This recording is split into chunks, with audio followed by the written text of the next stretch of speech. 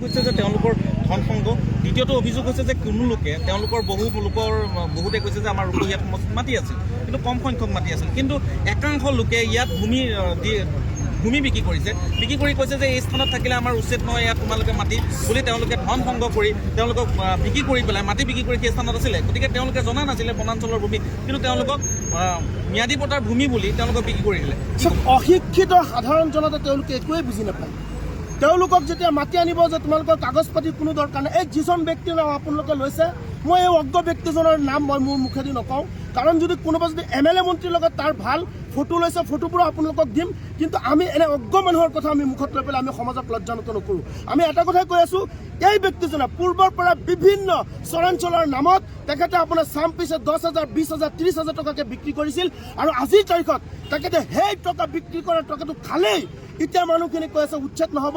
2, 4, 5,000 টকাকৈ মানুহখিনিৰ পৰা সংগ্ৰহ কৰিছে, আৰু তেখেতে বহি আছে ইমান ডাঙৰ AC ৰুমত, আৰু তেখেতৰ চৰ্চ আছে।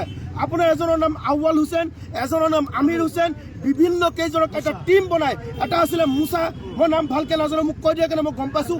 এই ব্যক্তিসকলক দি পেলাই তেওঁলোকে গোটেই চৰাঞ্চলৰ পৰা আপোনাৰ তেওঁলোকে মনাই টকা সংগ্ৰহ কৰি পেলাই কুলাৰ পলিথিনত ভৰি মনাত দাঙি পাচলিৰ দৰে তেওঁলোকে লৈ গৈছে।